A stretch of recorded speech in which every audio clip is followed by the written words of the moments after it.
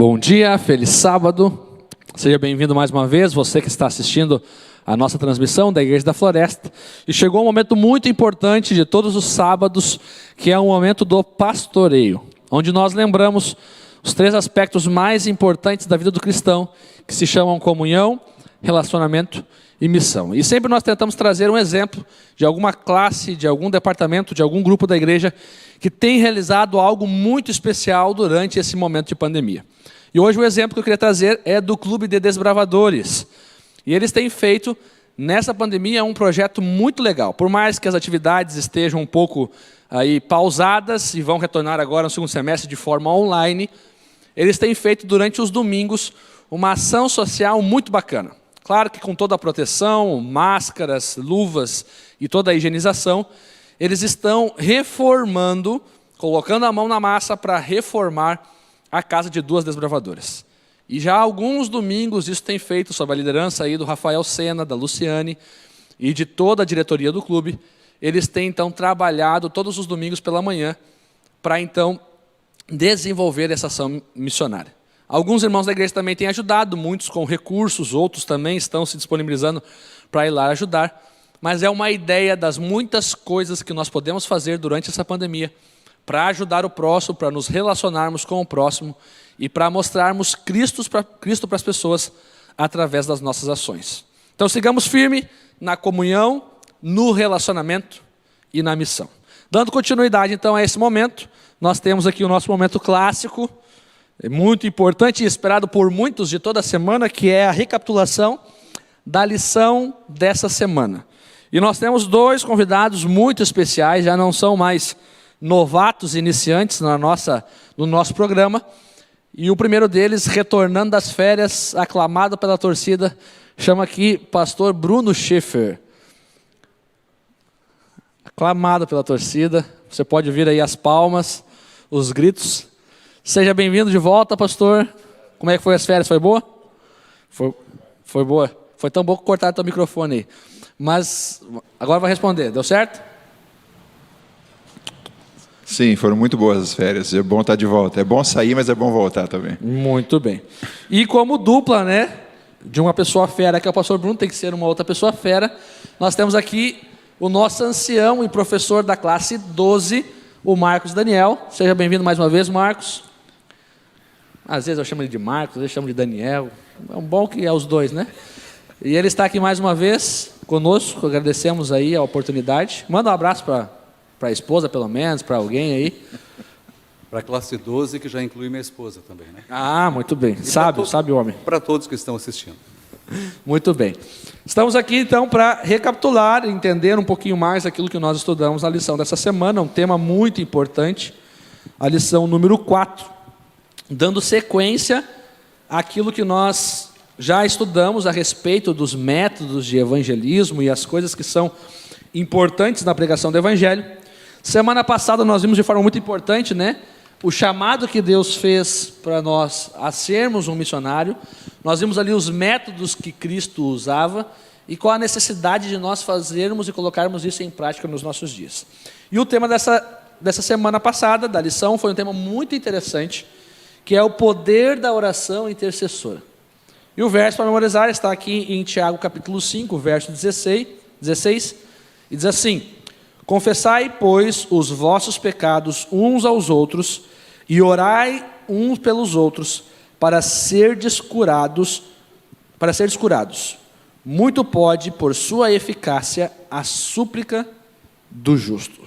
Então, o tema principal dessa semana foi a oração e a importância de nós orarmos pelos outros. E nós vamos começar já com as nossas perguntas, e o primeiro a responder aqui vai ser o Marcos Daniel. E a pergunta é a seguinte, Marcos: qual a importância, qual o papel da oração na vida espiritual do cristão? É bem conhecido o pensamento que diz que a oração é a respiração da alma. Extremamente apropriado, não tem como fugir dessa verdade, porque a respiração é vital para o nosso corpo, a oração vital para a nossa vida espiritual.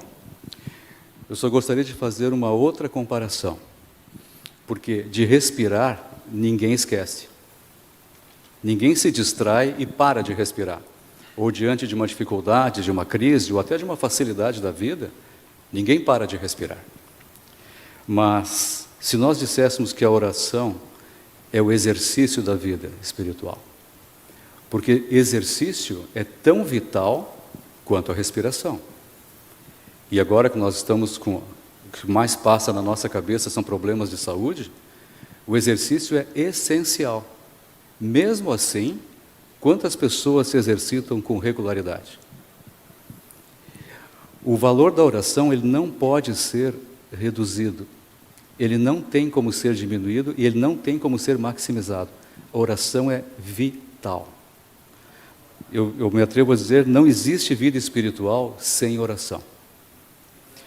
E aí nós podemos incorrer numa outra digressão que a nossa mente faz com muita facilidade. A de que qualquer ocasião em que a gente feche os olhos e fale com Deus, que isso seria uma oração. Nós sabemos, todos nós já fizemos isto, de ter orações mecânicas, de ir orar pelo alimento e pedir uma boa noite de sono e vice-versa. Porque a pessoa está tão distraída, o pensamento dela não está naquela oração. E quando a gente fala com alguma pessoa sem olhar para ela e sem ouvir o que ela está dizendo, assim, ninguém fala com uma pessoa distraidamente, é falta de educação. Então imagina quando você tem o privilégio de falar com o seu Deus, com o seu Criador, com o Senhor da tua vida, e você fala distraidamente. Mas como eu digo, todos nós já cometemos este erro. De falar com Deus levianamente, de fazer orações para a comida apressadamente, ou orações mecânicas em situações especiais. Agora eu vou viajar, eu tenho que orar, eu vou me alimentar, eu tenho que orar, eu vou dormir, eu tenho que orar. Mas são essas orações que vão dar poder para a vida espiritual? Orações que vão trazer poder e uma vida espiritual, uma saúde espiritual, são orações de entrega ao nosso Deus, em que nós estamos falando só com Ele, mais nada na nossa mente. Por isso, eu já devo ter falado na minha classe, eu sei que eu já falei isso, não sei se eu já falei para a igreja. Eu acho essencial, eu acho culto familiar imprescindível, uma coisa que tem que existir em todas as famílias, mas não existe substituição para um momento em que esteja só Deus e eu. Eu preciso estar a sós com meu Deus e conversar com Ele e ser correto, e ser honesto, e ser verdadeiro com Ele. Deus sabe tudo. Não importa, você precisa falar. Quem faz terapia sabe disso. O fato da pessoa ouvir te cura? Não, o fato de você estar falando.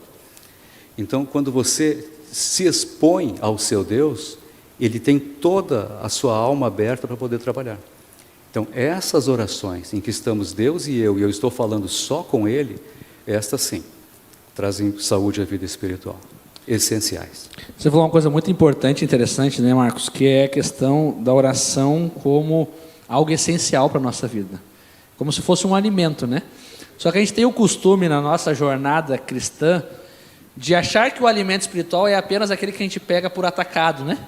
O sermão que o pastor vai pregar no sábado, então eu me preparo, assisto de casa, ou quando nós estávamos na normalidade, eu vinha à igreja, assistia ao sermão, ia para casa, pronto, eu estou alimentado espiritualmente. E a gente vê, principalmente no que a lição falou semana, que não, né?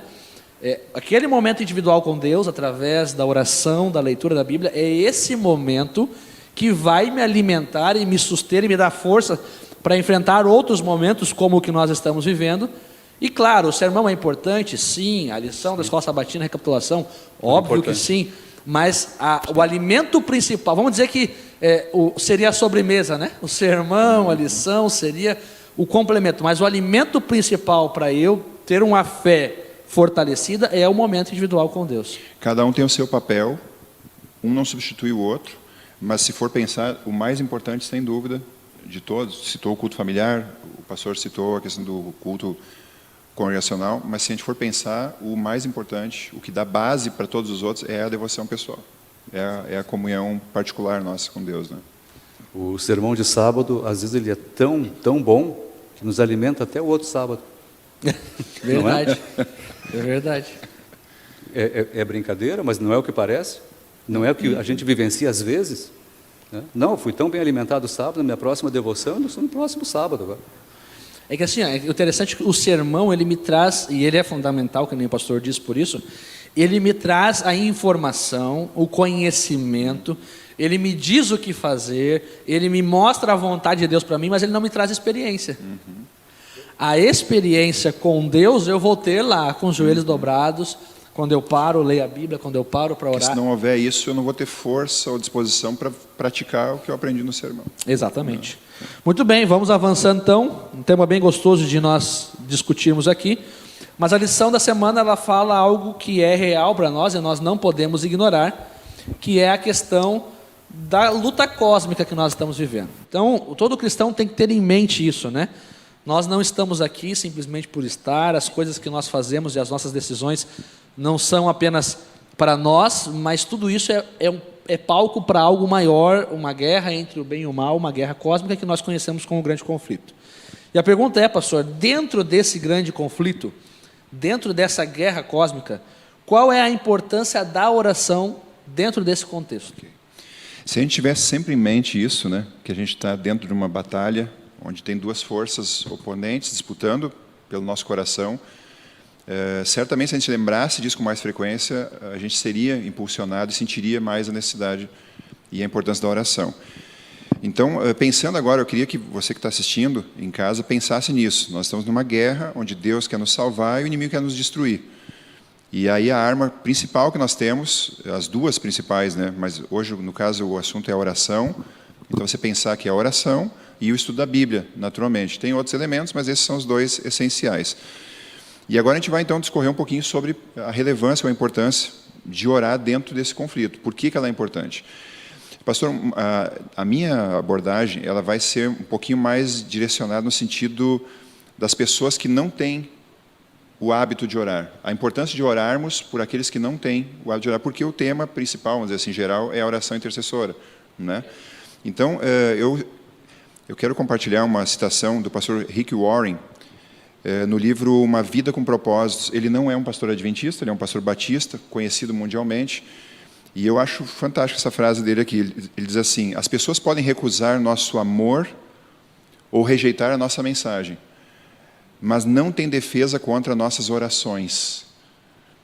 Então, no sentido de ninguém pode impedir nós de orarmos por elas.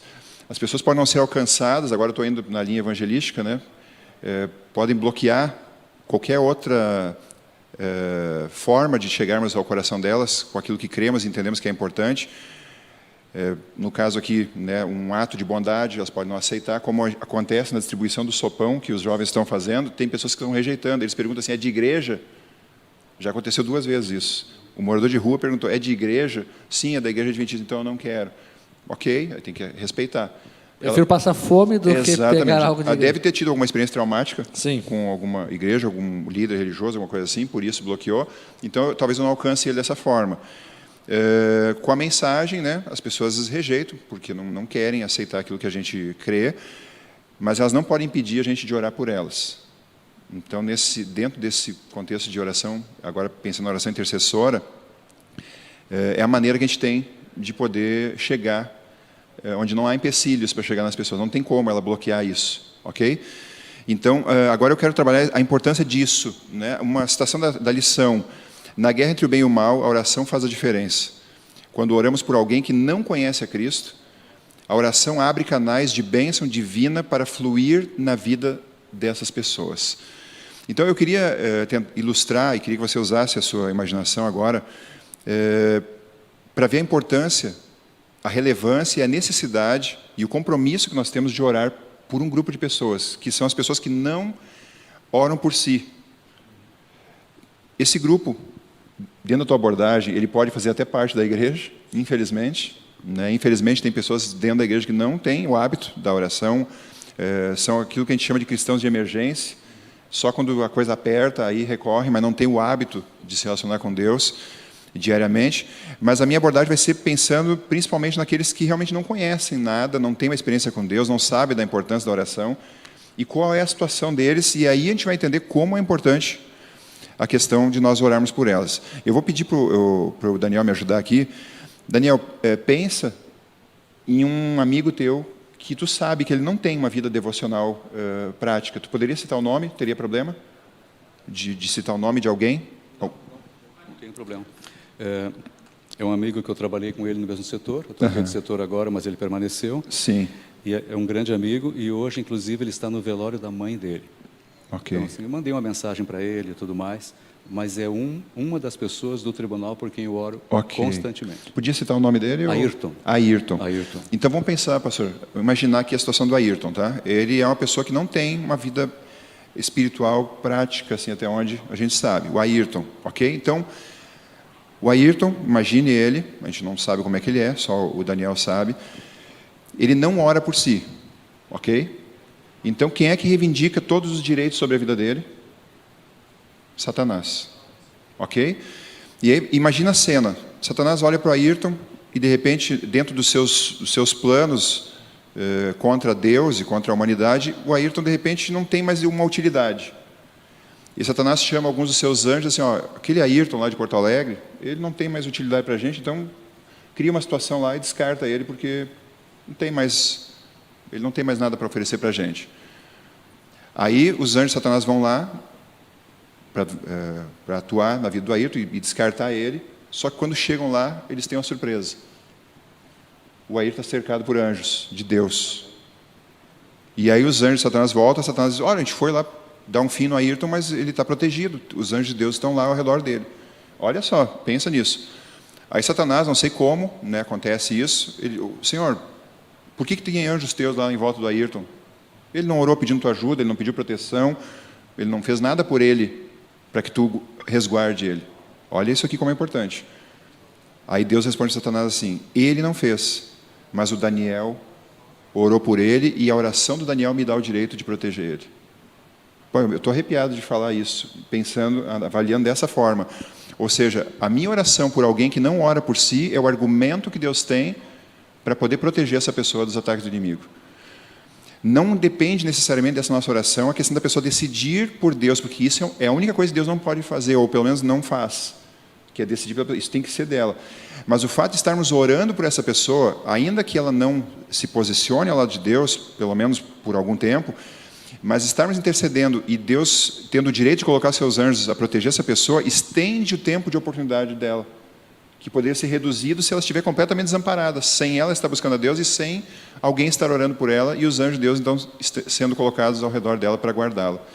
Então, quando a gente pensa nisso, eu acho que fica muito mais sério essa questão de nós orarmos por pessoas que não têm essa prática, porque a nossa oração vai ser o argumento de Deus para poder proteger ela, e, claro, que certamente, em função da nossa oração por ela também, os próprios anjos, o Espírito Santo, vão intensificar o trabalho de atuação, de apelar ao coração dela para que ela se volte para Deus e possa aproveitar esse tempo que ela está tendo, porque a nossa vida é um tempo de oportunidade para a salvação.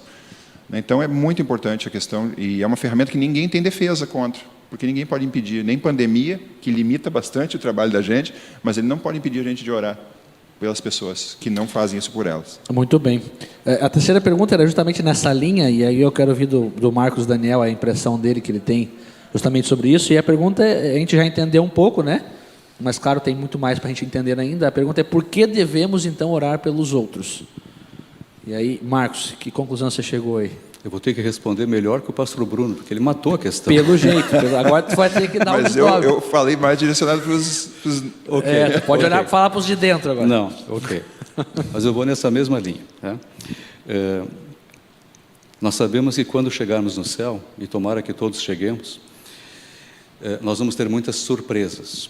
E acho que algumas delas vão nesta linha. Esses meus amigos, eu tenho eles há vários anos no tribunal. Eu vou tomá-los como amostra aqui do que eu vou falar.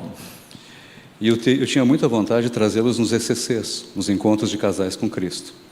Mas são todos avulsos. Só uma é casada e mora em Santa Maria.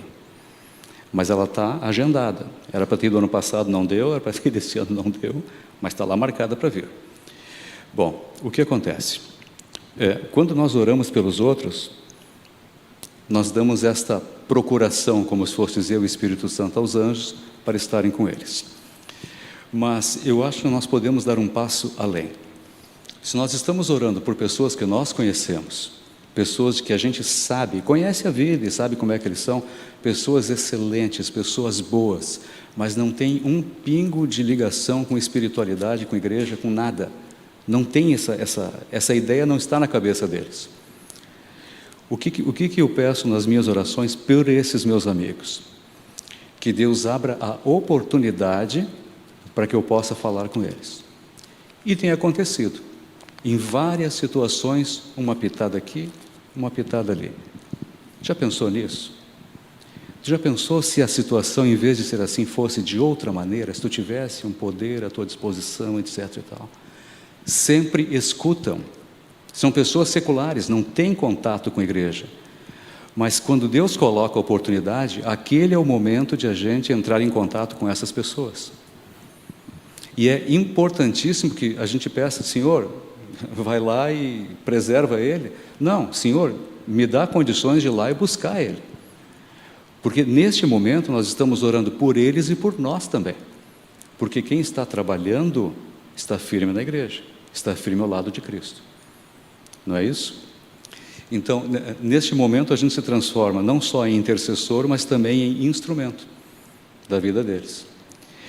E eu lembro, nós temos o precedente bíblico, Deus mudou a sorte de Jó enquanto ele orava pelos seus amigos. Não sei se todo mundo aqui se sente plenamente satisfeito, mas nós queremos mudar a nossa vida, ter uma vida cristã melhor, uma vida espiritual melhor. Vamos orar pelos nossos amigos. E que Deus coloque as oportunidades para que a gente alcance essas pessoas. Eu tenho muita vontade, elas já me pediram assim, olha, quando tiver alguma programação lá, que tu vai fazer bastante coisa, nos convida. Tá bem, eu vou ver, vou achar alguma coisa para fazer. Mas eu estou com vontade de fazer, agora trancou tudo com a pandemia. Mas assim, excelentes programas que a gente teve aqui, eu podia tê-los trazido. Né? Mas me disseram isso depois, não, quando tiver uma coisa legal, convida que a gente vai. Certamente, certamente. Então, orando pelos outros, não só Deus tem acesso a eles, como Deus tem acesso a nós, como intercessor e como instrumento dele. E a gente vê essa questão da oração intercessora também, não apenas para com os de fora, né, mas para com os de dentro também. Às vezes nós temos pessoas que já são da nossa fé, que são irmãos na fé, mas que também passam por dificuldades, por lutas, e a nossa oração por essas pessoas também vai dar força a elas, também vai ser ouvida por Deus, e isso é muito importante. Eu sempre gostei de dar um exemplo que é real na minha vida. A gente vê não só na minha vida isso, mas na vida de muitas pessoas, que é o exemplo das mães. A gente sempre sabe que quem tem mãe, que é cristão, que crê no poder da oração, a gente vê que as mães oram muito por nós, filhos. E até hoje, esses dias, ano passado eu fiz uma viagem para Itajaí, eu e o pastor Elton, nós tínhamos um encontro lá com os centros de influência, e nós fomos de carro, com o carro do pastor Elton, e na volta, nós já estávamos no caminho, era à noite, começou a cair uma chuva bem forte. Só que na nossa estrada, em Santa Catarina, ainda estava algo bem leve, mas aqui em Porto Alegre, estava muito forte a chuva. E eu me lembro que naquela ocasião, minha mãe mandou uma mensagem na hora para mim assim, como é que vocês estão aí? Não está chovendo demais? E na nossa mente, na hora vem assim, poxa, eu tenho 29 anos de idade, e a minha mãe está mandando, poxa, que vergonha, né? A gente pensa, né, às vezes. Ano passado eu tinha 29, agora já estou com 30. Mas, mano, eu tenho 29, e a minha mãe está falando, tá me perguntando aonde eu estou, parece que eu sou uma criança. Mas aí ela termina toda aquela pergunta falando assim, se cuidem, está chovendo, eu estou orando por vocês. Como é bom isso, segurança, né? Às vezes a gente é meio negligente mesmo, a gente não ora pela gente, a gente não pede proteção, a gente sai assim do peito dia correndo raça, que nem louco, mas é bom saber que existe uma pessoa que ora por nós. E eu fico pensando assim, quantos livramentos Deus não fez na minha vida, não pela minha oração, mas pela oração que a minha mãe fez por mim lá na casa dela, quando eu achava que era bobagem, quando eu sentia vergonha, ela estava orando por mim. Quão importante é nós orarmos pelos outros, né? A gente envelhece com cabeça de filho, e quanto mais velho, mais independente se acha, não é? E mais dependente a gente deveria se tornar, não só dessas orações, mas das nossas próprias. verdade. Verdade. Vamos aqui para a nossa próxima pergunta, então. que é a pergunta para o pastor Bruno. A gente viu na lição dessa semana, pastor, os exemplos na vida de Paulo ali. E a pergunta é, que exemplos a gente vê na vida de Paulo, na história de Paulo, sobre a importância, então, da oração intercessora? Ok. Se a gente vai na Bíblia e pensar assim, intercessor depois de Jesus, eu acho que, sem dúvida, Paulo é o que ocupa essa função, né? Depois de Jesus, ele foi o maior intercessor que a igreja já teve. Eu separei um texto bíblico de alguns que são citados na lição, Filipenses 1:4, se você que está em casa quer procurar aí, onde ele diz assim, ele está escrevendo aos Filipenses, naturalmente, né? E ele diz assim, fazendo sempre, me chama a atenção isso, fazendo sempre, não é uma coisa esporádica, de vez em quando, ou quando tinha uma crise, alguma situação, fazendo sempre com alegria súplicas por todos vós em todas as minhas orações. Ou seja, era um hábito, era uma prática, ele lembrava, né, das igrejas, não só da igreja de Filipos, mas por todas as igrejas. E a gente tem outros textos ali para Colossos, para Tessalônica, as igrejas que ele tinha fundado, as igrejas que existiam naquele tempo. Ele estava sempre orando por elas. A gente vê menções de oração dele por pessoas específicas.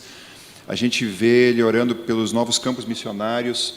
Várias situações eram alvo das orações dele. Mas ele era um intercessor em potencial e ele não deixa de ser uma referência para a gente nisso. E eu fiz, depois, analisando ali a situação de Paulo, eu fiz questão de fazer uma contagem. Eu fui buscar quantas vezes Paulo fala em oração nas suas 14 cartas. Ele fala em oração 33 vezes nas suas 14 cartas. E o que chama atenção, 5 vezes ele pede oração pela equipe evangelística dele, aqueles que acompanhavam ele. Uma só ele pede por ele, que é aquela famosa que ele pede para sair o espinho na carne, que a gente, né, não sabe exatamente o que era. A gente imagina que seja o problema que ele tinha na visão. Só essa ele faz por ele. O restante ele está estimulando os membros a intercederem uns pelos outros, mas a maioria são orações que ele faz por grupos de pessoas ou por igrejas. Então, interessante isso, né? Dentro da linha que tu falou, ele é uma referência para a gente, de pessoa espiritual. E o que ele mais fazia, talvez, era interceder pelos outros. E como isso fortalecia ele. Isso me chamou a atenção, e agora, reforçando a tua colocação, né, que pelo fato de ele estar intercedendo pelos outros, e orar uma vez só por ele, mas como ele era forte espiritualmente. Fortíssimo. Dentro do versículo que ele orava sempre, sim, e em todas as orações, que duração tinham as orações de Paulo? Imagina, quantas igrejas. Quantas igrejas, quantas pessoas, quantos campos missionários, quantas situações. Exatamente. Quanto tempo durava essa oração? E aí, né, Marcos, e pastor, vem uma resposta para muita gente agora, que às vezes assim, pastor, eu não sei, eu não consigo passar tempo orando. Eu começo a orar em 5 minutos, eu não sei mais o que dizer. Então está aqui a receita, começa a orar pelos outros, pelas igrejas, pelos pastores, pelos missionários, pelos anciãos, e você vai, quando vê, passou 1 hora, você vai estar se fortalecendo e vai estar desenvolvendo essa prática, né, da oração de maneira bem mais intensa. Então, Paulo foi um grande intercessor, é uma referência para a gente, e realmente, se você for olhar na Bíblia, depois de Jesus, foi a pessoa que mais falou em oração e que mais praticou isso, e teve uma vida sólida espiritual, porque desenvolvia essa prática. A gente vê nesse exemplo aí a força da oração, né? Paulo, ele não acompanhava as igrejas, ele ia para cidades, abria as igrejas, colocava líderes, incentivava eles, mas não ficava presente com eles, ele ia em outros lugares. Depois de um tempo ele até dava uma passada lá. Depois voltava e tal. Ano, 2. Mas eram as suas cartas e as suas orações que mantinham a igreja em pé, aí, e que a igreja avançava e que o evangelho avançava. Então nos mostra mais uma vez que a oração tem esse poder, né? Sim. E quando nós oramos pela igreja, pelos aqueles que trabalham na igreja, pelos projetos da igreja, a igreja avança, a igreja cresce, porque a mão de Deus está sobre ela. E a gente se fortalece. Porque, olha só, quanta luta esse homem tinha, e a gente encontra uma vez ele orando por si. Mas justamente por isso, ele não ficava olhando para os seus desafios, as limitações e tal, mas ficava preocupado com os outros, esquecia de si, anulava, e aí não ficava concentrado em si, não se abatia com aquilo. E provavelmente a vez que ele orou por ele nem foi por uma questão egoísta, mas é que porque possivelmente o seu espinho na carne o atrapalhava de fazer mais para o evangelho. Exatamente. De ir além, de fazer mais, de trabalhar mais para Jesus. E ele queria se livrar daquilo porque sem aquilo ele poderia avançar mais. Exatamente, muito bom. É uma coisa interessante. Essa questão da igreja e manter as igrejas com oração. Eu não tenho medo de errar quando eu digo que muitas igrejas permanecem, estão em pé e são vitoriosas por orações de pessoas que a gente mal percebe. Pessoas simples, humildes, muitas sentam aqui, são membros da igreja, a gente não tem visibilidade, mas oram com fervor pela igreja, e nessas orações a igreja prossegue. Vou citar um exemplo É um ministério, né? Isso. Vou citar A oração um exemplo é um ministério. prático, né? E todo mundo conhece, a Ana Nunes, aqui da igreja. Quando eu tenho algumas situações mais delicadas aqui da igreja, eu sempre peço para ela orar. Eu mando mensagem porque eu sei que é uma pessoa que ora, que tem esse dom, é a líder do nosso grupo de oração, que agora está desativado em função da situação toda. Mas como é bom você saber, conhecer e ter alguém na igreja assim, né, que você pode recorrer e fazer esse pedido, né, para que esteja intercedendo. Muito bem, vamos nos encaminhando para o final então. A última perguntinha para o Marcos Daniel. A gente vê um exemplo na Bíblia, na lição dessa semana, Marcos, de Mateus 18, 18 a 19. Não sei se tu vai querer ler o texto ou não, ou apenas comentar. E a pergunta é, o que esse texto, o que esses versos nos ensinam sobre a oração intercessora? E aí a pergunta que talvez é a dúvida de muitos: a nossa oração pode mover a mão de Deus? Eu sei que a gente já viu um pouco disso, a gente já tem uma leve ideia, mas a nossa oração pode mover a mão de Deus? Esse é um fato extraordinário. Só citando Mateus 18, 18 a 19, o 18 diz, tudo que ligares na terra será ligado no céu, etc.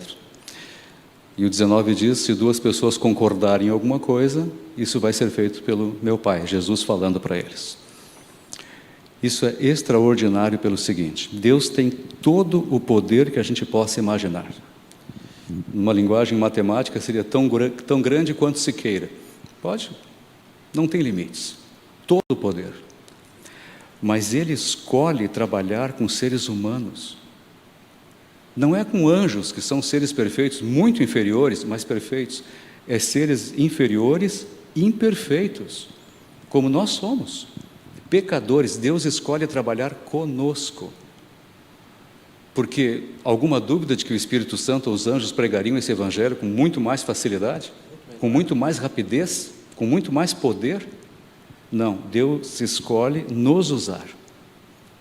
E o mais incrível, né?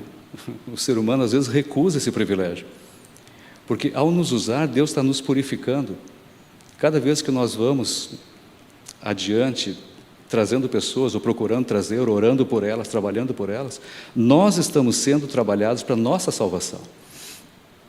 E Deus escolhe esse método, imperfeito, devagar, com erros, mas é a escolha de Deus, trabalhar conosco, seres humanos. Eu fico pensando o que Moisés sentiu quando o mar se abriu diante dele. O povo não via Deus, só via Moisés, né? Quando ele bate na rocha e sai água. O que é isto? Seres humanos fazendo coisas extraordinárias. Por isso, a questão de mover a mão de Deus, eu entendo como Deus escolhe trabalhar conosco. Quando nós nos dispomos a trabalhar para Ele, nos colocamos nas mãos dEle, não é que nós estamos mudando. Ó Senhor, agora o Senhor não ia fazer dessa maneira, eu orei, então o Senhor vai tomar uma providência. Não. O que Deus já imaginou na sua mente passa a ser a nossa vontade também. E nós somos cooperadores de Deus. As pessoas que pensam assim, não, aquele irmão tem oração poderosa, ele ora e acontece. É ele que tem? Esse dom é dele? Não. É a vontade de Deus através dele. Porque alguém conseguiria manipular Deus? Não, de maneira nenhuma. Até uma questão, a gente escuta assim, Deus responde orações de 3 maneiras: sim, não e mais tarde. Eu já ouvi isso várias vezes. Eu penso, não estou invalidando esse pensamento, eu penso um pouco diferente.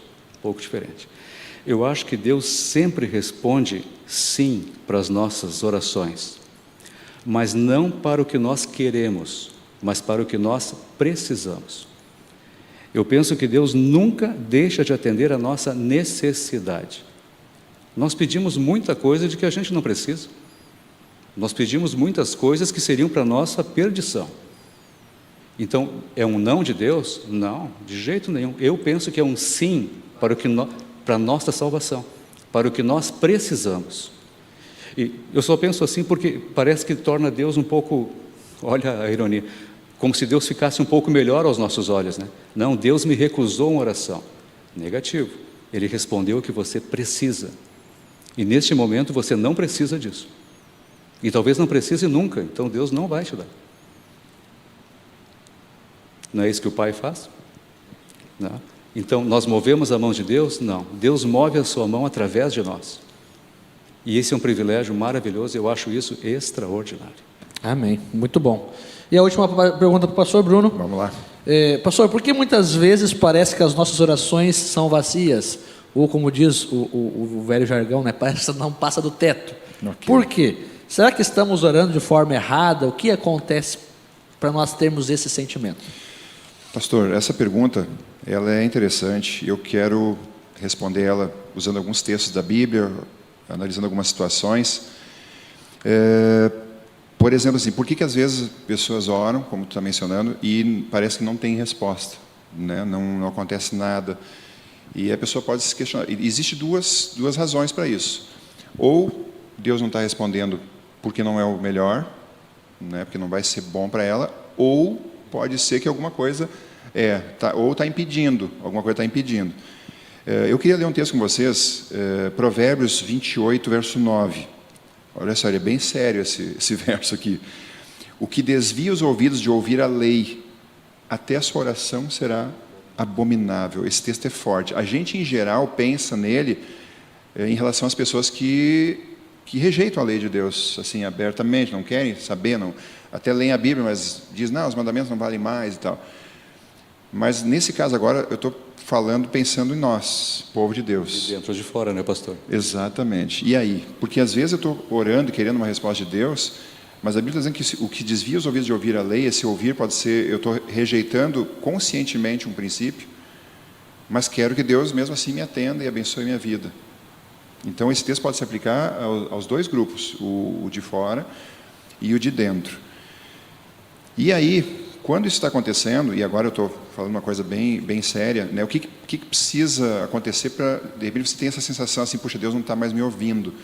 Aí você faz uma introspecção e percebe, não, realmente, eu não estou vivendo a luz que eu tenho, eu não estou sendo fiel naquilo que Deus espera de mim, e a Bíblia diz que quando isso está acontecendo, a minha oração ela não é agradável a Deus, e talvez por isso Ele não esteja me atendendo. E aí, quando eu estava analisando a pergunta, e esse texto bíblico, eu lembrei de uma história bem conhecida da Bíblia, de Sansão. Era alguém do povo de Deus, poxa, era um camarada que foi chamado para ser um libertador do povo, mas viveu em desarmonia, viveu como ele quis. E aí as consequências nós sabemos, né? Chegou no final da vida dele ali, um pouco antes do momento derradeiro, ele estava dominado pelos filisteus, não tinha mais força nenhuma, porque ele entregou o segredo que era dele e de Deus, né, por causa de uma mulher, e estava naquela situação toda. Ele estava em pecado, ok? Mas aí a última cena da vida dele, que está lá em Juízes 16, 28, diz assim, Sansão clamou ao Senhor e disse, Senhor Deus, peço-te que te lembres de mim e dá-me força só esta vez, ó Deus, para que me vingue dos filisteus, ao menos por um dos meus olhos. Ele faz uma oração a Deus, mas a condição dele era estar sofrendo as consequências porque viveu em rebeldia, aquilo que Deus esperava. Mas aí onde é que está? Deus ouviu aquela oração, ele recuperou a força, ele conseguiu derrubar ali o templo em cima dos filisteus. Patriarcas e Profetas 5:66. No sofrimento e humilhação, como joguete dos filisteus, Sansão aprendeu mais acerca de sua fraqueza do que jamais soubera antes, e as aflições o levaram ao arrependimento.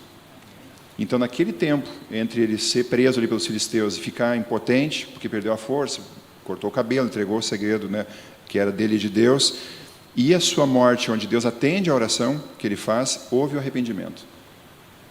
Então, às vezes, e agora eu estou falando para a igreja, você de repente está orando e as coisas não estão acontecendo, pode ser porque de repente não é o momento, Deus está te preservando de alguma coisa, mas pode ser também porque algo precisa ser corrigido entre você e Deus, alguma coisa precisa ser colocada em ordem na sua vida, para que as bênçãos comecem a fluir novamente na sua existência, como foi o caso de Sansão aqui. Ele acabou morrendo, infelizmente, mas pelo menos cumpriu parcialmente o propósito do seu chamado, não da maneira como Deus gostaria. Mas então, uma das questões pode ser essa, mas eu quero, para concluir, né, pastor, que o horário já foi. Então, para resumir, 3 coisas importantes aqui, em relação à oração. As nossas orações, para não ter esse sentimento de que bateu no teto ou não passa do teto.